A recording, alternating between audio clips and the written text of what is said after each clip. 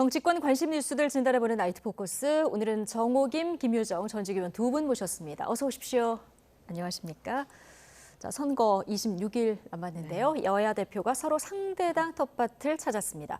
먼저 국민의힘 한동훈 비대위원장은 오늘 불모지 호남을 찾았는데요.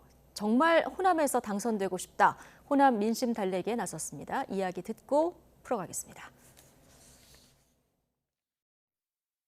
원래 광주와 호남에 오고 싶었습니다. 그런데 요 며칠 동안에 있었던 일 때문에 저희의 스태프들은 그냥 광주와 호남은 피하는 것이 어떤가라고 저한테 제안했습니다. 저는 단 한 번도 그런 생각을 한 적이 없습니다. 선택을 받고 싶기 때문입니다. 민주당이 뭘 했습니까? 한 게 있습니까? 없습니다. 안 그래도 표 준다 이 입장 아닙니까? 여러분의 사랑을 원하고 저희가 정말 광주 시민과 호남 시민에게 자라겠습니다.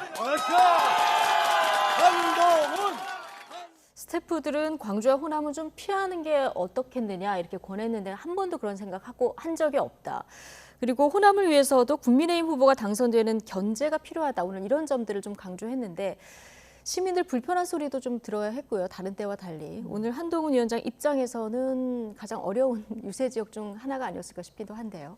네, 호남은 사실은 보수 정당으로서는 정말 어려운 지역이죠. 그리고 환영받지 못하는 경우가 많았는데 오늘 같은 경우는 호불호가 갈렸다고 네. 하더라고요. 그리고 지금 올해 선거에서는 호남 전 지역구에 후보를 냈습니다. 아주 네. 어려운 지역구들이 있지만 그래도 참가하면서 호남인들을 향해서 이렇게 잘하겠습니다라는 것을 보여주는 하나의 방법이 되는 것이고요. 특히 요번에 그 비대위원인가요? 박은식 후보 네. 그리고 정운천 의원 그리고 이정현 전 의원이 요번에 이제 출마를 해가지고 그래도 좀 좋은 성과를 얻었으면 하는 바람이 있는데 이건 단순히 보수 정당의 후보들이 당선되는 것 이런 자체의 목표가 아니라 한국의 정치가 말입니다. 정말 이제 정상화의 길을 걸으려면 호남에서도 보수 정당의 후보가 당선되고 네. 영남에서도 좀 더 많은 진보 정당의 후보가 당선되는 그런 상황이 좀 더 자연스럽고 정상적인 상황이고 그리고 이렇게 양극화, 특히 그 지역 간의 이런 갈등을 해소할 수 있는 그런 방법이기 때문에 상당히 희망하는 바인데 요번에 물론 이제 그 공천을 취소하기는 했으나 네. 5.18과 관련한 또 그 막말이 도태우 후보, 예. 나왔고 물론 이제 취소했지만은 그것에 대해서 호남인들이 어떤 생각을 하고 있는지 그리고 또 사실 그 보수 책임 여당으로서 지금 돌발 변수가 생기지 않았습니까? 그 돌발 변수를 어떻게 관리하고 해소하느냐에 따라서 그러니까 즉 호남 지역에 대한 구애만큼 중요한 게 공중전에서 얼마만큼 신뢰를 보여주느냐가 중요하기 때문에 앞으로 남은 한 3주, 4주를 더 열심히 뛰어야 되지 않을까 그런 생각이 들어요. 알겠습니다. 세석 확보가 목표인데 이게 가능할지는 좀 지켜봐야 될 것 같고요. 자, 말씀하신 대로 5.18 폄훼 발언 논란 때문에 국민의힘 내부 좀 시끄러웠고요. 한동훈 위원장이 도태우 후보의 공천 재검토해달라 이렇게 요청을 했는데 공관위에서 그냥 후보 자격을 유지했다가 어젯밤에 자, 이 공천을 취소하는 게 이렇게 됐습니다. 이제 리스크를 오늘 줄이고 가긴 했는데요. 호남은 이 민심에서 어떻게 반응을 하고 있을까요?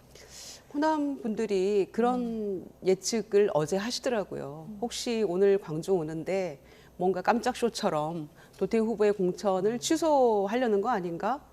이런 얘기들을 하시던데 정말 어제요? 정확하게 예측을 한 것 같아요. 그래서 만약에 도태우 후보 공천을 취소하지 않고 호남을 갔더라면 무슨 낯으로 갈 수 있었을까 그런 생각 한편으로 들고요.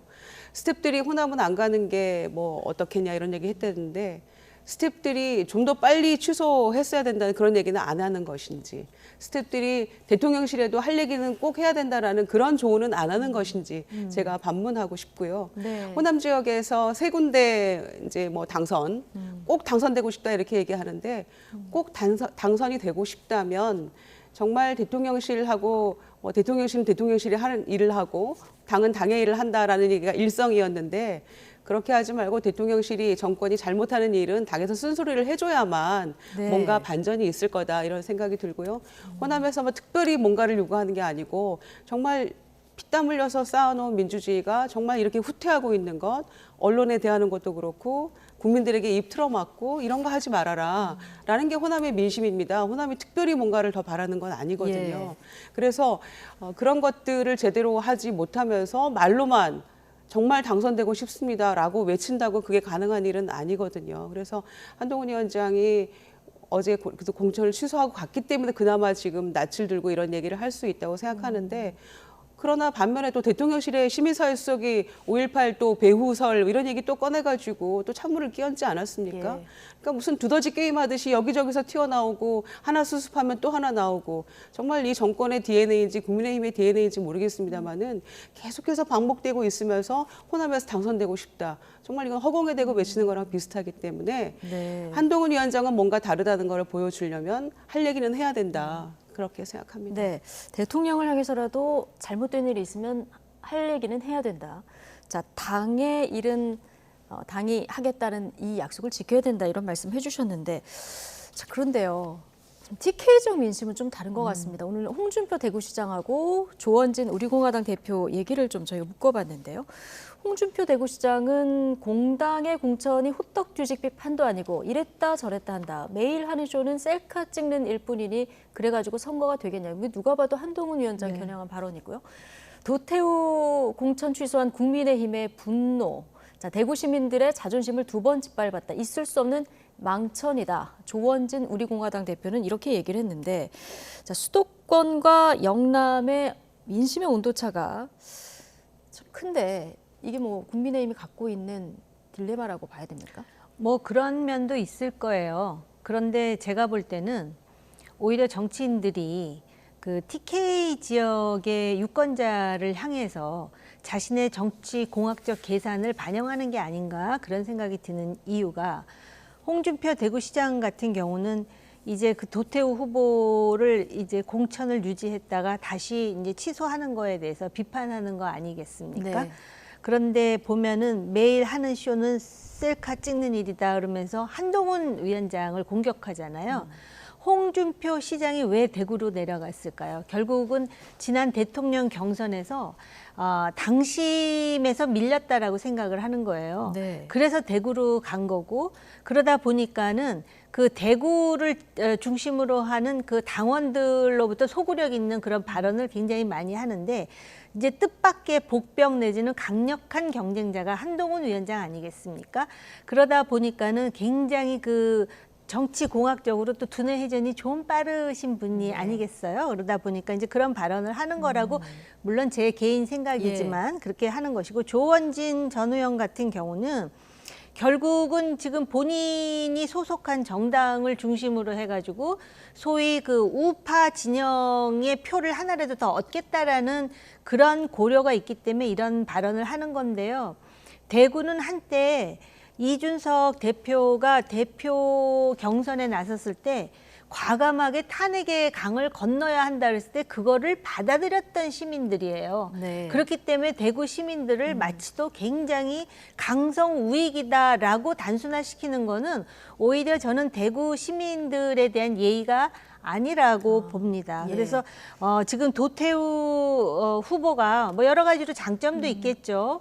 그런데 분명히 문제되는 발언을 했던 것이고 그거에 대해서 보수 정당으로서 5.18의 정신에 대해서 어떤 생각을 하느냐를 보여주는 게 도태우 후보에 대한 처리였어요. 그런 차원에서 이런 뭐 각자의 자기 생각을 이렇게 표출하는 거는 자유입니다만은 저는 정치 공학적 계산이 상당히 많이 들어가 있다라고 보여요. 네, 정치인 개개인 입장에서 어떤 이해관계가 담긴 발언이다. 이제 정호김 의원께서는 이렇게 해석을 해주셨는데, 자, 뭐 국민의힘에서 정우택 후보, 도태우 후보 공천 취소하긴 했습니다만은 막말 논란이 아직 남아 있습니다. 특히 지금 장해찬 후보 같은 경우에는 하나 나오면 또 하나 나오고 계속 지금 불거지는 이런 상황이라서요. 뭐 여러 차례 고개를 숙이고 뭐 기자회견 열어서 잘못했다 얘기도 하고 있습니다만 이거 당에서 앞으로 어떻게 판단할지 좀 주목해서 봐야 될 대목이에요. 거의 장해찬 후보는 그러니까 생물학적으로 나이가 젊다고 해서 정말 건전한 사고를 가진 청년이라고 볼 수 있는가에 대해서 정말 다시 한번 생각하게 되는 그 국민들에게 기회를 주는 이런 모습이 아닌가 생각이 듭니다. 그러니까 거의 막말의 화수분 아닌가 네. 그런 생각이 들 정도로 정말 그 과거에 SNS나 또는 뭐 했던 발언이라고 합니다만은 정말 쏟아져 나오는 것들이 도저히 상식적으로 이해가 안 되는 발언들이 너무 많아요. 그리고 뭐 서울 시민, 부산 시민, 부산에 출마하면서 부산 시민에 대한 뭐 여러 가지 비하 발언도 있고요.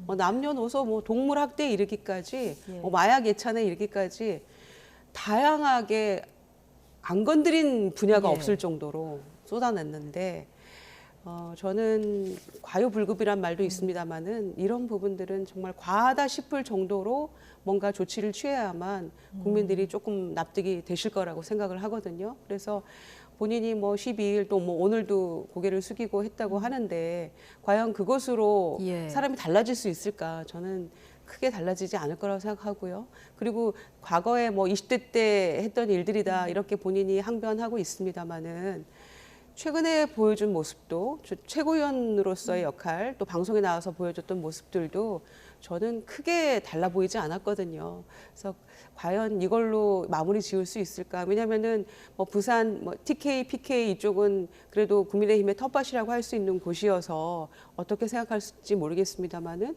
그 여파가 수도권이 정말 흔들리는데 일조를 하고 있거든요. 그러니까 네. 국민의힘의 이 수도권 후보들은 작년에 당에서 자체적으로 판단했을 때 서울에서 6군데밖에 승산이 없다 이런 판단도 했잖아요. 그런데 최근에 분위기가 조금 좋아지다가 다시 지금 떨어지고 있는 거에 일조하고 있는 게 이런 후보들의 막말이고 장해찬 후보도 크게 지금 일조하고 있다고 생각을 하거든요. 네. 그래서 뭐 논의는 한다고 하는데 도태우 후보처럼 길어질수록 정말 그 밑바닥을 헤집고 다니는 후보들은 바닥 민심을 정말 온몸으로 느끼고 있거든요. 예. 근데 굉장히 억울하죠. 본인의 자질이나 능력과 무관하게 이런 막말, 바람 때문에 본인이 거의 이제 낙선할 수도 있다. 네. 이런 두려움이 지금 밀려오고 있는 거기 때문에 후보들이 반발이 심한 거거든요. 그래서 정말 적절한 조치가 신속하게 이루어져야 된다. 다음 주가 벌써 후보 등록이지 않습니까? 그렇죠.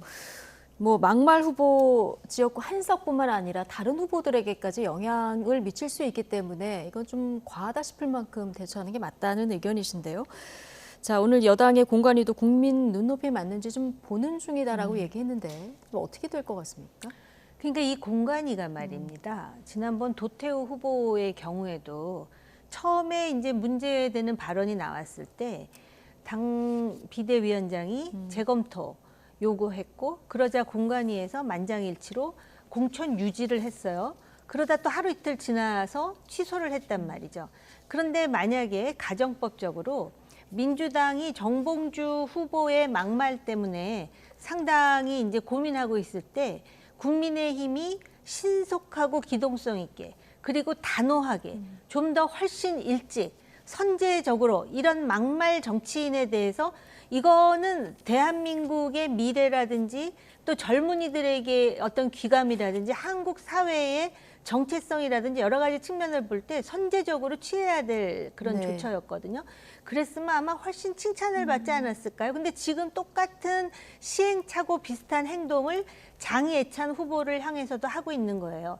어떤 사람이든 장점도 있고 문제점도 있겠죠. 장애찬 후보도 뭐 장점이 많은 정치인으로 알고 있어요. 근데 지금 선거가 30일도 안 남은 데다가 지금 나타나는 막말이 굉장히 심각해. 저는 그렇게 느꼈습니다. 예를 든다면은 20대 때 치기 어린 젊은 그 뭐라 그러나 피 끓는 청년의 그런 발언 내지는 주장이라고 하기에는 정말 낯익지 않은 너무 낯설은 얘기가 많이 들어있다는 것이죠. 그의 윤리관, 그의 여성관, 그 다음에 어떤 그 뭐라 할까 국가관 모든 것에 대해서 고개가 갸우뚱해지는 그런 상황이라는 것입니다. 저 개인적인 생각이지만 그렇다면 공관위도 지금 뭐라 그러죠? 계속해서 들여다보고 있다 그랬습니까? 국민 눈높이에 맞는지 그러니까는 보는 이렇게 중이다. 되면은요 공관위가 지금 눈높이에 맞는지 들여다보고 있는 것인지 아니면은 지금 무슨 다른 상황을 고려하는 것인지 의심의 눈초리가 또 생길 수 있어요. 예. 지금 얼마 남지 않았어요. 그리고 아까 지적하셨듯이 이게 당장 수도권이 굉장히 중요한데 수도권의 판세에 영향을 심하게 주고 있다라는 거에 대해서 공관위가 좀 제대로 파악을 했으면 네. 좋겠습니다. 막말 대응 시기도 중요하다. 자, 일제시대 옹호 글을 올려서 또 논란이었던, 이것도 물론 과거 글입니다만 조수현 후보도 논란이었는데 오늘 뭐 광복회장 찾아서 큰절하면서 사과도 했습니다만, 자, 이게 지금 막말의 기준을 어디까지 용인을 해야 되는지, 이건 뭐 여야 막론하고 기준을 뭐 그때그때 달리 적용할 수도 없고, 그렇다고 뭐 후보 공천하는 거 다 취소하기도 좀 어렵고, 이거 어떻게 해야 됩니까? 그래서 사전에 좀 이런 것들은 네. 좀 제대로 검증이 됐어야 되는데 그게 좀 미진했다고 네. 생각하고요. 요즘에는 다 디지털 아카이브에 다 이런 게 저장이 돼 있어서 그냥 우리도 보통 들어가서 이름 검색하면 쭉 나오잖아요. 그런데 시스템 공천이라고 다들 주장하면서도 이런 걸 걸러내지 못했다는 것은 모든 당들이 다 공의 반성이 네. 필요한 부분이라고 보고요. 특히 이제 이 조수현 후보 같은 경우 보니까요, 국민의힘은 정말 그 한동훈 위원장이 뭐 여기저기 다니면서 지역 연고를 이야기하잖아요. 그래서 팔도 사나이 별명이 붙었는데 지금 보니까 국민의힘 후보들은 이제 팔도를 다 채우게 생겼어요. 그러니까 대전에서는 이 조수현 후보가 있죠. 또 죄송합니다. 충남에서는 성일종 후보가 또 그 이토 히로부미 인재 얘기했었죠. 또 충북에서 박덕흠 후보가 미리 당선 축하 케이크 잘랐죠. 그리고 대구에서 이제 그 도태우 후보 있었죠. 부산에 장해찬 후보 있죠. 팔도 다 채우게 생겼는데 이 조수현 후보 같은 경우에는 광복회장을 이제 부부가 같이 가서 큰절하면서 사죄를 했는데 이렇게 하는 것도 또 용서를 구하는 또 방법의 하나가 네. 될 수는 있겠죠. 그러나 광복회장이 국민의힘의 공관위원장은 아니시잖아요. 예. 그러면은 당에서 위원장이 이런 부분들은 선제적으로 뭔가 조치를 취하는 게 맞지 않겠습니까? 더군다나 이 친일과 관련된 이런 발언들은 어떤 의미에서는 국민의힘의 아킬레스건 같은 것인데 과연 이걸로 이대로 끝날 수 있을 것인가? 또 중원이 흔들리는 거 아닙니까? 네. 충청권이. 그러니까 이런 부분들을 아마 굉장히 염려가 클 거고요.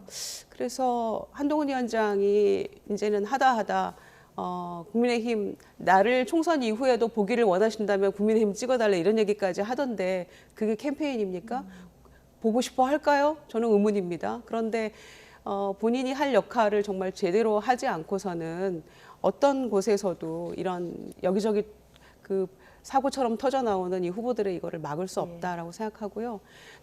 그 대통령의 비호감도 그 부정평가가 높기 때문에 선제적으로 지금 미리 땡겨다가 쓰는 비대위원장 아닙니까? 그러면 역할을 좀 제대로 해야 되는데 이제는 좀 한계에 도달한 게 아닌가 그런 생각입니다. 예.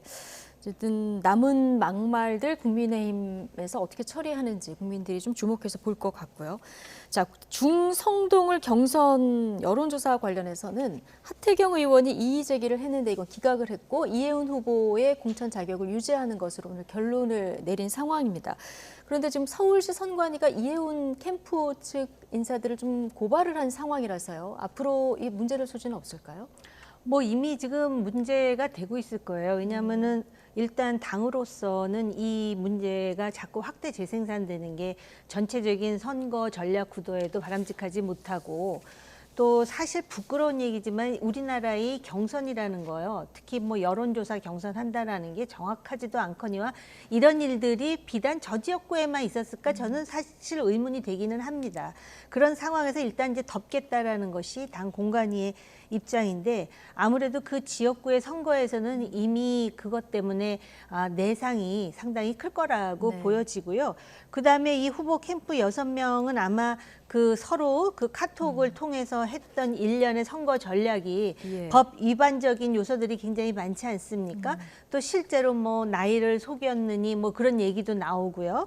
그러다 보니까는 이제 고발에 대한 그 조사는 들어갈 것이고 그리고 사실 저 하태경 의원으로서는 본인 지역구를 포기하고 서울에 와서 사실은 여러 군데를 또 그 정착하지 못하고 하다가 경선에 임했는데 조금 안타깝게 됐지만 또 이 경쟁은 경쟁인 것이고요.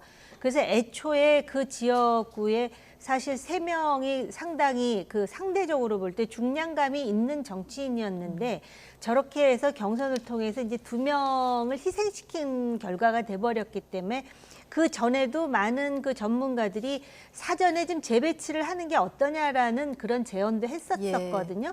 근데 아무튼 이번 그 공천 과정을 보면은 결과론적으로 보면은 많이 바뀌지는 않았는데 그래도 가장 그 희생을 한 그 정치인이라고 한다면은 장제원과 하태경이 아니었나. 물론 예. 이제 장제원 의원의 지역구에 장제원 의원의 최측근이 또 공천을 받은 것에 대해서 물론 논란이 있기는 하지만 그렇게 돼버렸습니다. 네.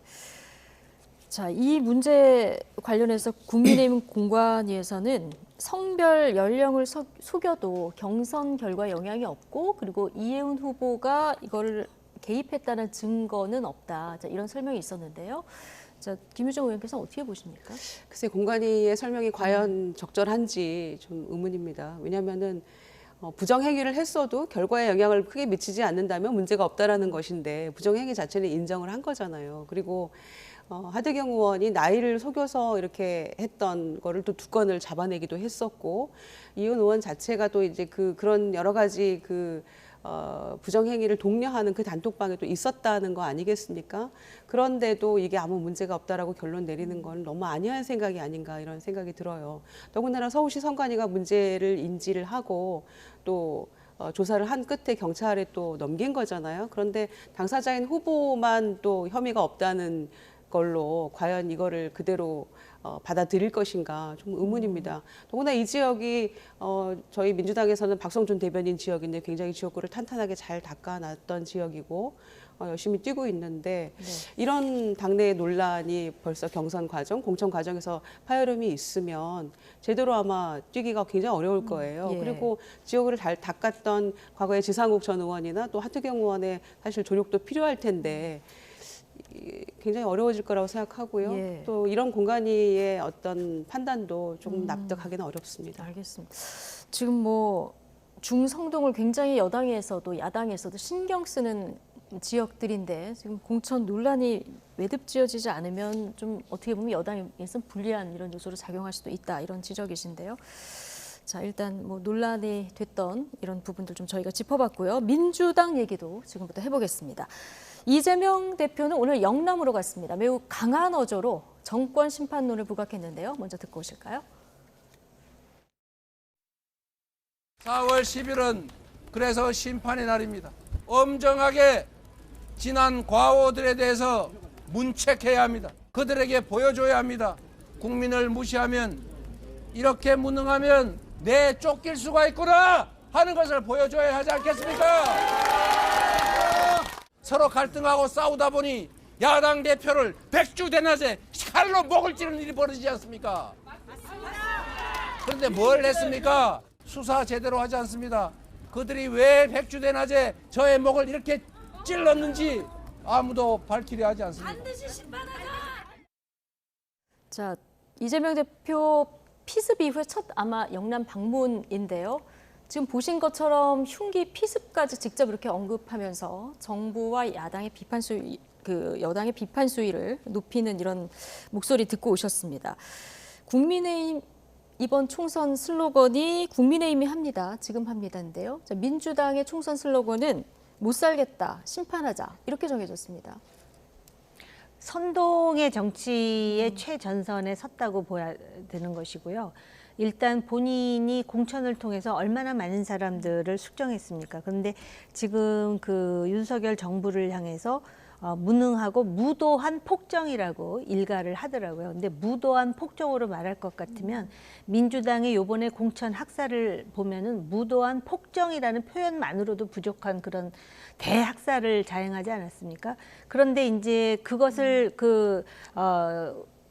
관심을 전환시키기 위해서는 이제 정권 심판으로 가야 되는 것이고 사실은 그런 일환으로 지금 무슨 얘기를 하냐면 국민을 무시하면 내쫓길 수가 있구나. 그러니까 네. 표현은 안 했지만 거의 그러면 뭐 대통령을 또 한번 탄핵이라도 하자는 거야라는 예. 생각이 들 정도의 상당히 의회 민주주의의 주역들을 뽑는 대 이벤트가 바로 이번 총선인데 본인들은 지금 뭐 직접 민주주의라는 미명하에 그런 것까지 지금 선동을 하면서 지금 정치 캠페인으로 삼고 있다라는 것이 참으로 개탄스럽습니다. 특히 제가 예. 안타깝게 생각하는 거는 본인의 테러는 분명히 외로운 늑대에 의한 그러한 테러였음에도 불구하고 마치 배후에 배후에 누군가가 있는 것처럼 서로 갈등하고 싸우다 보니 야당 대표를 백주 대낮에 칼로 목을 찔렀다 막 이런 식으로 정말 너무 강한 그런 표현을 써가면서 저기가 아마 부산 부울경 지역인데요. 본인이 그 테러를 당하고 부산에서 치료받지 않고 서울로 전원한 것에 대한 부산 시민들의 불만과 비판이 굉장히 큽니다. 그러니까 그런 것도 좀 주의를 돌려보려는 그러한 정치적 의도가 있는 것인가 의심할 정도의 저렇게 강력한 얘기를 하는데 물론 이 총선이 중간 선거의 성격을 띠고 있고 또 정부 뭐 심판할 수 있지만 네. 과연 제1야당의 대표로서 그 내용이 저러해야만 하는 것인지 좀 더 정책적으로 일목요연하게 비판할 수 있는 것이 오히려 중도 무당층에게 더 설득력이 있었던 것은 아닌지 네. 그런 비판적인 생각이 듭니다. 예. 그러니까 서로 갈등하고 싸우다 보니까 야당 대표를 백주대낮에 칼로 찌르는 일이 벌어지지 않았나 이 발언하고 그다음에 뭐 중도 해지라던가 박근혜 대통령 탄핵 사례를 언급한다든가 이런 부분의 발언은 좀 적절하지 않았다는 이런 지적이신데요. 근데 지금 이제 선거 한 가운데 있는 것이고요. 그리고 다시 그동안에 이제 민주당 공천 때문에 조금 저희가 많이 민심을 잃었습니다마는 다시 정권 심판론이 불붙어 오르고 있는 중이거든요. 그리고 그 정치 테러 피습 사건 이후에 이제 2달 만에 부산 영남 쪽을 처음 이제 방문을 한 것이었기 때문에 저희로서는 이번 선거를 정권 심판에 기치를 걸고 뭐 여러 심판 본부들도 지금 저희가 네. 만들어서 하고 있거든요. 그래서 못 살겠다 심판하자 이런 것은 과거 자유당실에 못 살겠다 갈아보자 이런 느낌도 사실은 굉장히 나는 것인데 클래시컬합니다. 네, 그런 것인데 간결하게 저는 뭐 우리 할 일을 하고 있다 저는 이렇게 판단하고요. 아마 대다수 국민들께서 그 한동훈 위원장으로 뭔가 프레임을 전환해 보려고 한동훈 대 이재명 프레임으로 가보려고 하지만 결코 그렇게 되지 않고 있잖아요. 그리고 대통령의 부정평가가 여전히 그렇게 높은 이유는 우리 국민들이 지금 이 상황을 집권 지금 3년 차에 접어들었는데 우리 상황과 처지가 어떠한가에 대해서 예. 저는 명백히 인식하고 계시다고 생각하거든요. 그래서 여전히 부정평가 그렇게 높은 것이기 때문에 마음속으로는 정말 심리적으로 탄핵 상태다 뭐 이렇게 규정할 수도 있는 것이죠. 그런 마음들을 아마 표현한 게 아닌가 생각하고요. 네. 선거 한가운데 이제 본격적인 정말 유세 기간에는 더 심한 얘기도 나올 수 있겠습니다만은 저는 국민들이 겉으로 표현 안 하고 계실 뿐이지 그 마음들은 마음속으로는 더한 얘기도 하고 계실 거다. 그리고 그 치솟는 물가하며 실정에 대해서 정말 눈여겨 보시다가 심판하실 거라고 생각합니다. 예. 자, 이재명 대표 어제 대전 방문했을 때 발언도 좀 도마 위에 오른 이런 상황인데요. 자, 그래픽으로 정리했는데 한번 보실까요? 전체 맥락을 좀 보셔야 돼서요. 국민의힘과 윤석열 정부가 정치 잘했다, 나라 살림 잘했다, 살만하다, 견딜만하다 싶으면 가서 열심히 2번을 찍든지 아니면 집에서 쉬십시오. 견딜 수 없다, 못 살겠다, 앞으로 다른 길을 가야겠다고 생각하면 나가서 행동을 해야 합니다. 1번을 찍어야 합니다. 자, 어제 세종 전통시장 에서 연설하면서 한 발언인데 이 중에서 이제 아니면 집에서 쉬십시오. 이 발언이 지금 여당의 굉장한 공세를 받고 있는 이런 상황이거든요.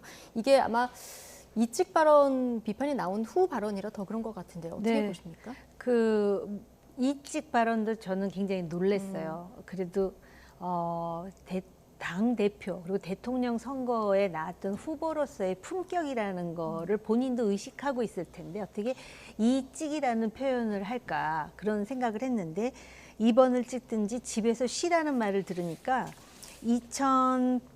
그게 2004년에 총선이었을 거예요. 당시에 네. 노무현 전 대통령 탄핵의 와중에 총선을 치르면서 당시 열린우리당이 압승을 하지 않습니까? 근데 훨씬 더 대승을 할 수 있었는데 그때 당대표가 정동영 대표였을 거예요. 근데 아마 제가 지금 정확한 워딩은 생각나지 않는데 노인들은 집에서 쉬시라 아마 뭐 그런 취지로 얘기를 아마 해가지고 대학생들과의 네. 강연 자리에서 그래서 나온 그것 말이죠. 때문에 그 상당한 반발이 있어서 본인도 비례대표 후보를 사퇴하고 생각보다 좀 그 승기가 약화된 그런 일이 있었는데 집에서 쉬라고 하니까 딱 그 말이 생각나더라고요. 왜냐하면은 민주당의 경우는 선거 때마다 더 많은 유권자들이 나와서 투표하기를 원하지 않았습니까? 근데 이렇게 당대표가 진영을 갈라갖고 당신들은 1번 찍을 거 아니면은 집에 가서 쉬시라. 지금 사는 게 편안하면 그거 2번을 찍든지 집에 가서 쉬시라라는 표현 자체가 이렇게 막 그 사회 전체를 진영으로 갈라치게 하는 네. 모습하고 연동이 되면서 비판받을 수밖에 없는 상황을 스스로가 만들고 있는 것이죠. 예, 뭐 민주당에서는 이게 정권 심판론 부각하기 위해서 나온 말이다 이렇게 지금 얘기를 하고 있는데요. 예. 사실 정권 심판하자, 그러니까 민주당 지지해달라라는 말의 다른 표현 같은데 조금 아쉬운 점이 많죠. 좀 부적절한 측면이 있다고 생각하고요. 솔직하게 말씀드려서. 네.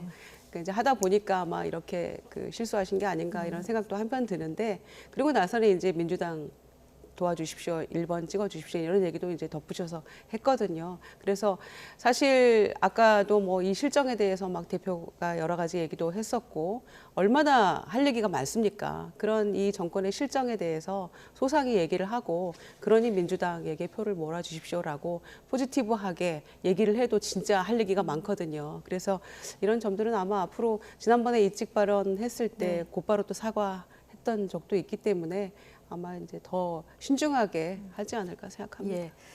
자, 민주당 앞서 이제 국민의힘 막말 얘기했었는데 민주당도 지금 막말 때문에 곤혹스러운 상황입니다. 목발 경품 이 발언 논란에 정봉주 의원 공천 취소가 됐습니다만은 이번에는 양문석 후보의 과거 발언이 또 논란입니다. 근데 양문석 후보 누구를 꺾은 후보냐면 원조 친노 전해철 의원을 꺾고 지금 본선행을 확정 지은 거거든요.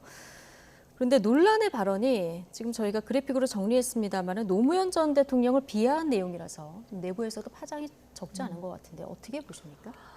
김유정 의원 잘 아시겠지만 민주당은요, 정통 민주당은 김대중 전 대통령의 정신과 노무현 대통령의 정신으로 정리될 수 있는 그런 정당이에요. 그렇기 때문에 민주당원이 아니더라도 그러한 어떤 정신적인 그런 지주와 같은 그 네. 자체를 상당히 인정하고 또 존중하고 존경하고 그러는 거거든요. 근데 이 양문석 후보가 물론 그 전해철을 저격하기 위한 자객으로 등장을 해가지고 경선에서 승리를 하고 친명으로 알려져 있거든요. 그런데 이 노무현 대통령에 대한 비판은요, 예를 든다면 노무현과 이명박은 유사 불량품이다. 또 한미 FTA라든지 또는 뭐 여러 가지 비판을 많이 했어요. 네. 그리고 비명에 대해서는 쓰레기, 바퀴벌레, 한미 FTA에 대해서도 국민 60에서 70%가 반대했음에도 밀어붙인 노무현 씨나 이명박 씨나 어찌 이리 닮았나. 근데 그 당시에 한미 FTA를 반대한 사람들의 퍼센티지가 이게 아니에요. 제가 알기로는, 기억하기로는. 그러면서 낙향한 대통령으로서 우아함을 즐기는 노무현 씨에 대해 참으로 역겨움을 느끼지 않을 수 없다. 그러면서 최근에 그 친문이나 비명에 대해서 수박의 뿌리요, 수박 그 자체인 전해철과 싸우러 간다. 물론 아마 2020년대인가 자기가 그 노무현 대통령에 대해서 한 발언에 대해서 노무현 재단의 그 뭐 사과 비슷한 걸 하기는 했지만 이런 정도 되면 오히려 민주당 안에서 들끓고 일어나야 되지 않아요? 예. 근데 제가 보니까 공천이 끝난 다음에 이 민주당은 더 이상 친명 아니면 모두 숨죽이고 지금 있는 그런 분위기인가? 그런 생각이 들 정도예요. 알겠습니다. 민주당의 반응이 중요하다고 얘기를 해주셨는데 이재명 대표 오늘 기자가 이 관련해서 질문을 하니까 곤란했는지 다른 대답을 하시더라고요. 앞으로 어떻게 처리해야 된다고 보십니까? 뭐 하루가 멀다 하고 이런 일들이 이제 불쑥불쑥 나오니까 그 지방 일정 중에 굉장히 당황하고 또 여러 가지로 복잡한 마음이었을 거라는 생각이 드는데요. 이제 문제는 뭐냐면은 이런 뭐 불량품이나 뭐 역겹다 이런 발언 뭐 또는 뭐 기억상실증 환자다 이런 좀 사실 좀 도를 지나치긴 했어요. 그런데 그냥 막말하고 조금 차이 나는 건 이제 정책적인 측면에서 한 얘기라는 것도 조금 약간의 차이는 있습니다만은 분명히 잘못된 발언이죠. 중요한 거는 노무현 재단 이사장인 정세균 이사장이 당에 요구를 했어요. 뭔가 조치를 취해야 된다 예. 이렇게. 그래서 아마 오늘 밤에 여러 가지 이 부분까지를 포함해서 논의가 되지 않을까 이렇게 생각하는데요. 참 답답합니다. 이거를 좀 사전에 미리 좀 이렇게 뭔가 걸러내는 그런 과정이 필요했는데 근데 이렇게 되면 우리가 시스템 공천이라고 막 자랑스럽게 얘기했던 것들이 조금 국민들 뵐 면목이 없지 않습니까? 그래서 당의 어떤 오늘 밤에 또 뭔가 예. 그 논의 결과를 좀 지켜봐야 될 것 같습니다. 오늘 밤 논의 결과를 아니 또 오늘 지켜봐야 밤이라고 되는- 예. 하시니까 제가 잠깐 그 어저께 밤에 도태우 정봉주가 마치 한 패키지로 이렇게 묶인 듯하게 네. 그냥 서로 경쟁하듯이 눈치 보면서 먼저 하니까는 그냥 하기가 무섭게 10분 만에 또 그 공천을 취소하잖아요. 저희가 어제 나이트 포커스 시간에 계속 속보를 예, 전해드렸거든요. 그러다 보니까 혹시 예. 양문석 후보와 장해찬 후보가 또 패키지로 묶여갖고 서로 보다가 예를 들어서 한쪽이 취소를 하게 되면 다른 한쪽도 할 가능성이 있다. 왜냐하면 어쨌든 막말 아닙니까? 그냥 알겠습니다. 개인 생각이지만 그런 생각이 드네요. 예. 자, 어쨌든 공천이 취소된 정봉주 후보. 자, 그렇다면 민주당 서울 강북을 후보를 어떻게 정할까? 이 부분도 관심인데요. 제3인물을 전략 공천할 가능성이 커 보입니다. 박성중 대변인 발언 듣고 오시겠습니다. 차점자로 가는 겁니까? 아닙니까? 이건 경선 자체가 절차적 과정에 문제가 없고 결론이 난 거 아니겠습니까? 그 이후에 정봉주 후보의 발언에 대한 문제이기 때문에 이것은 재추천 의결로 가는 거고 그렇다고 하면은 해석의 여지가 없이 전략 공천으로 간다 이렇게 보면 되는 것이죠. 예. 아, 이 경우는 해석의 여지가 없는 전략 공천이에요, 무조건. 그렇게 될 수밖에 없는 거 그렇습니까? 아닙니까? 네. 그러니까 경선 결과가 이미 나왔고 그 이후에 후보 발언이 문제가 돼서 낙마한 경우기 때문에 이건 해석의 여지 없이 전략 공천으로 가는 게 맞다는 설명인데 4년 전에는 경선 2위가 승계한 적이 있다면서요. 그렇습니다. 부산에서 있었을 뿐만 아니라 우리가 오후에 제가 김유정 의원과 만나서도 그 얘기를 했는데요. 아니 얼마 전에 그 서대문 갑입니까? 예. 청년 전략 지역 거기서는 3명이 오디션을 보고 올라와서 경선 중인데 한 명을 정말 이해하지 못할 이유로 떨어뜨리고 거기에 4등을 올려가지고선 경선을 해서 결국은 그 소위 대장동 변호사 정진상 변호사로 알려진 그 사람이 후보가 되지 김종환 않았습니까? 변호사, 예. 그런데 이 경우는 무슨 다시 전략 공천을 하고 뭐 구차하게 설명이 많은 이유가 뭐냐면은 예. 결국은 여기에 박용진은 절대로 안 된다라는 생각이 있어서 그러는데 조금 기류가 바뀐 게 뭐냐면은 이게 전략적인 것인지 전술적인 변화일 뿐인지 모르겠는데 홍익표 원내대표라든지 안규백 위원장이 조금 결이 다른 얘기를 해요. 마치 또 박용준까지 포함해서 고려할 것처럼 물론 이제 결과를 보면 알겠지만 제가 볼 때 애초의 생각은 요번에 이렇게 해서 정봉주를 취소하게 되면은 결국은 또 다른 찐명을 갖다가 투입시키겠다라는 생각이 처음 생각이었어요. 예. 근데 이제 결론은 어떻게 날지 지켜봐야 되지만 그 생각에서 과연 크게 벗어날까 싶기는 합니다. 예, 박용진 의원은 이게 재심 요구를 한 상황이기 때문에 이것도 경선의 절차로 봐야 되기 때문에 아직 안 끝난 상황이다. 그거하고 공천 과정에서 이거 걸러냈어야 되는 거 아니냐 이런 논리로 지금 강력하게 반발하고 있는 상황이고 앞서 말씀하신 대로 뭐 전략 공천으로 가야 된다는 의견도 있지만 박용진 의원도 포함해서 해야 된다는 의견도 민주당 내에서 만만치 않게 나오는 것 같습니다. 근데 박용진 의원이 지난 총선에서도 이 지역에서 득표율이 높았잖아요. 네, 서울시에서 최다 예. 득표했던 네. 후보죠. 64.5%인가 그랬는데요. 어쩌다 보니까 이 민주당의 공천이 이제 거의 마무리돼가는 이번 주 과정인데 박용진 후보에 관한 것들이 알파의 오메가가 돼버렸어요. 네. 처음에 하위 10%로 시작을 해가지고 지금 이제 이 정봉주 후보의 공천 취소 이후에 이제 상황까지 박용진 의원이 이제 화제가 돼버렸는데 저는 이 공천 과정에서 뭐 민주당이 굉장히 혁신적으로 잘한 부분도 있고 소위 친명이라고 하는 분들도 탈락하고 이런 거 굉장히 많이 있었어요. 그런데도 다른 여러 가지 또 잘 못한 부분도 있었기 때문에 묻힌 그런 측면도 있거든요. 그래서 저희가 또 많이 실점을 했죠. 또 여론조사 보면은 국민의당보다 우리가 또 공천 더 못했다 뭐 이런 것들도 나오지 않습니까? 그래서 실점을 한 부분이 있는데 지금이야말로 우리가 만회할 수 있는 기회가 왔다고 저는 생각해요. 예. 박용진 의원이 사실 당원 국민에서 전부 다 이겼지만 그 감점 30% 때문에 결과적으로 공천이 안 됐던 거잖아요. 예. 그런데 여러 가지 이제 문제 제기하면서 재심 청구를 했고 결과적으로 그 재심 결론이 나지 않은 상태에서 벌써부터 막 전략 공천이다, 제3자다 이런 얘기를 하니까 황당한 거죠. 네. 박용진 의원으로서는. 그래서 그런 모든 것들을 고려해서 서울시 이를테면 원로들의 그 과거의 노인위원회였던 민주 뿌리위원회 이런 그 당의 원로분들도 제대로 해야 된다 이런 얘기 목소리를 내고 있는 거 아닙니까? 그래서 저는 정봉주 후보의 공천을 취소한 것도 국민 눈높이라는 얘기를 했어요. 그런데 국민 눈높이에 봤을 때 박용진 의원이 감점의 그 페널티를 받긴 했습니다마는 후보로서는 손색이 없잖아요. 그러니까 그런 걸 다 고려해서 저는 결론을 내는 게 합당하지 예. 않을까. 정말 실점을 만회할 기회가 드디어 왔다. 그러면 정말 모든 걸 정리하고 우리가 심판론으로 다시 불을 붙이면서 선거를 칠 수 있다. 저는 이렇게 생각합니다. 알겠습니다. 강북을 뿐 아니라 선거 판세에 영향을 줄 수 있기 때문에 기대를 해보겠다는 이런 말씀을 해주셨고요. 이런 가운데 민주당 오늘 총선 판세 자체 전망을 내놨습니다. 몇 석을 전망했을까요? 한병도 선대위 전략본부장 발언 듣고 오시겠습니다. 지난주까지 불리했던 여론 지형이 이번 주 들어서 회복세로 뚜렷이 전환되는 양상을 보이고 있고요.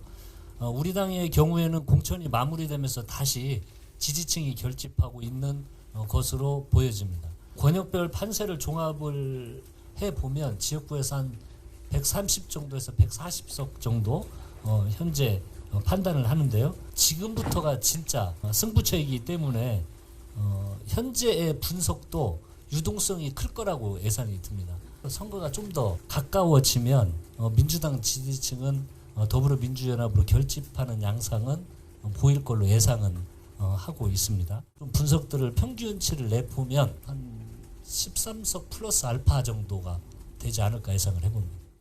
자, 지역구 130에서 최대 140석, 그리고 민주당 비례 13석 플러스 알파, 여기에 뭐 조국혁신당까지 하면은 170석 정도를 뭐 야권이 얻을 수 있다 이렇게 전망을 한 건데, 자, 뭐 여러 가지 근거들을 들었고요. 근데 가능성 어떻게 보십니까? 이 분석에 대해서? 아마 현장에서 뛰는 후보들은 진짜 막 바짝바짝 입이 마를 것 같은데 특히 수도권이요. 네. 서울이 그렇고요. 경기, 인천을 포함해가지고 지금 판세가 이렇게 이제 감각적으로 볼 때도 출렁이는 몇 가지 돌출 변수가 있지 않았습니까? 그 돌출 변수의 문제, 그 불확실성과 그다음에 그것에 대한 그 유권자들의 우려, 이거를 빨리 불식시켜주는 게 국민의힘의 숙제예요. 지금 민주당이 이렇게 내놓을 수 있는 근거는 바로 그 돌출 변수인데 민주당이 잘해서가 아닙니다. 그 네. 돌출 변수의 제공자는 오히려 정부라고 볼 수가 있거든요. 돌출 변수라고 하시면 찝어서 어떤 걸 이종섭 말씀하시나요? 대사, 네. 그다음에 의대 문제, 그것도 사실은 굉장히 민감한 문제인데 아까 김유정 의원께서 지적하신 황상무 수석 문제까지도 나와 예. 있어요. 그런데 이것에 대해서 지금 어떤 얘기를 하냐면은 이런 얘기하는 사람이 있어요. 당에서. 이거 당의 문제가 아니라 정부의 문제라. 그건 진짜 어리석다는 표현을 할 수밖에 없는 것이 이 문제 때문에 당장 총선 과정에서 지지율에 영향을 준다면 예. 책임 여당으로서 당의 입장을 얘기해야 돼요. 그게 정부의 입장하고 차이가 나더라도 지금은 정부와 당이 한 팀인 것이 중요한 것이 아니라 표를 찍는 유권자들이 원하는 대답이 무엇이고 국민의 눈높이가 무엇인가를 파악해야 돼요. 그래서 한동훈 위원장의 역할이 커졌거든요. 예. 근데 오히려 한동훈의 위상이 이만큼 커졌다면은 지난주를 계기로 해갖고 지금 위상이 줄어든다라는 인식을 주는 거, 이게 그 판세에 그렇게 바람직하지 못해요. 네, 민주당이 이렇게 사실 이렇게 선대위 전략본부장이 공개를 하는 것 자체를 제가 별로 보지는 못한 것 같아서 굉장히 이례적인 것 같은데, 설명으로는 지금 뭐 돌출 변수들, 이종섭 그 호주 대사의 문제라든가 의대 증원 문제 같은 이런 부분들이 전체적인 선거 판세에 좀 영향을 미치고 있다는 걸 민주당이 지금 어떻게 보면 국민의힘에 불리한 요소로 작용하고 있다는 이런 기류를 읽었기 때문에 한 거 아니냐, 이런 취지의 발언을 지금 해주셨는데요. 네.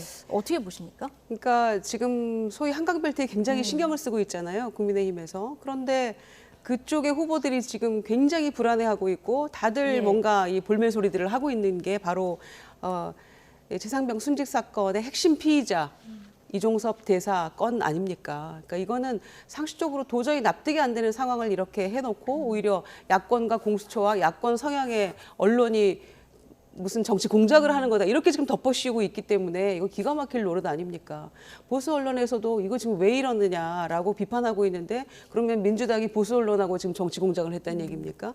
그래서 말이 안 되는 얘기고요. 호주에서도 지금 그 이종섭 대사가 도착했을 때 그 캔버라의 대사관 앞에 가가지고 교민들이 시위도 하고 했었잖아요. 그런데 제가 호주의 지인으로부터 들으니까 다음 주 토요일 날 예. 이제 호주 국회 앞에서 모일 수 있는 모든 사람들이 다 교민들이 모여가지고 호주 정치인들도 부르고 해서 이 규탄 집회를 하겠다는 거예요. 그러니까 이 정도로 이 16만 호주 교민들도 지금 이 국격이 떨어지는 거에 대해서 굉장히 분노하고 있고 이건 외교 망신이다 이렇게 얘기하고 있는 거 아닙니까? 그리고 이 보수적인 유권자들이 오히려 이 국격이 떨어지는 부분에 좀 굉장히 민감하게 반응하실 거라고 생각을 해요. 그런데다가 황상무 수석이 이 언론인의 이 백색 테러 이런 부분들을 지금 작고 하시는 오은근 그 과거의 국정홍보처장이죠. 그분은 네. 재작년에 작고 하셨는데 본인의 그 끔찍했던 기억과 그 잊을 수 없는 그 한과 트라우마가 예. 2년 뒤에 후배 기자들에게 겁박하는 용도로 이렇게 그 대통령실의 시민사회 수석의 입을 빌어서 했다는 걸 보면 얼마나 기가 막히겠습니까?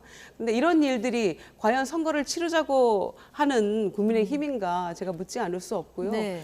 그런 뭐 선거 공학적인 얘기를 떠나서도 어떻게 이런 얘기를 하는가. 그래서 용산으로 옮긴 이유가 국민과 소통하기 위해서였고 도어 스태핑이 대부분이었다라고 했는데 아무것도 하지 않고 있고 대국민 기자회견도 한번 하지 않고 있는 대통령의 모습 그리고 황상무 수석의 이런 발언을 통해서 언론관을 예. 여실히 드러내고 있다고 생각을 하거든요. 그래서 이런 모습들은 반드시 비판해야 되고 경질하지 않으면 이거를 인정하는 거라고 저는 생각을 해요. 그런 점에서 민주당에서 이제 여론이 조금씩 변하고 있다는 거를 체감하고 있고 그래서 오늘 아마 이런 얘기를 한 게 아닌가 생각합니다. 알겠습니다. 지금 뭐 국민의힘 내부의 일은 아닙니다만은 여러 가지 바깥에서의 돌출 변수, 국민의힘에서는 악재가 될 수도 있는데 당은 당의 일을 하겠다고 했으니까 이 부분에 좀 충실해야 된다고 두 분 말씀 종합하면 이 얘기가 되는 것 같습니다. 금요일 라이트 포커스는 여기서 마치겠습니다. 정호김, 김효정, 전직위원 두 분과 함께했습니다. 고맙습니다.